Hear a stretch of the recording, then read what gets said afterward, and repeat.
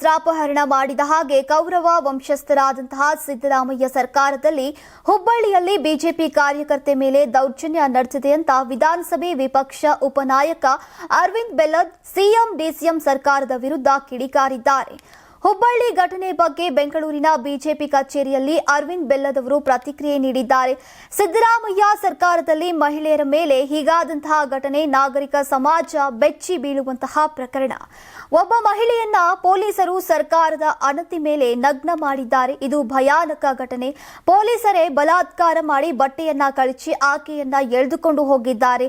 ಸರ್ಕಾರ ಅಧಿಕಾರ ದುರುಪಯೋಗ ಮಾಡಿಕೊಂಡಿದೆ.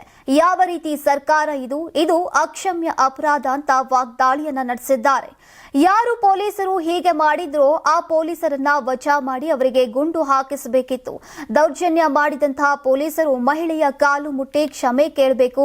ಮಹಿಳೆಯರಿಗೆ ಈ ಸರ್ಕಾರದಲ್ಲಿ ರಕ್ಷಣೆ ಇಲ್ಲ, ಕಾಂಗ್ರೆಸ್ ಕಾರ್ಪೊರೇಟರ್ ಇದ್ದಾರೆ ಅಂತ ಪೊಲೀಸರು ಅನಾಚಾರ ಅತ್ಯಾಚಾರ ಮಾಡಿದ್ದಾರೆ. ಇದರ ಸಂಪೂರ್ಣ ಹೊಣೆ ಸಿಎಂ ಹೊರಬೇಕು ಅಂತ ಈಗ ಅರವಿಂದ್ ಬೆಲ್ಲದ್ ಅವರು ಹರಿಹಾಯ್ದಿದ್ದಾರೆ.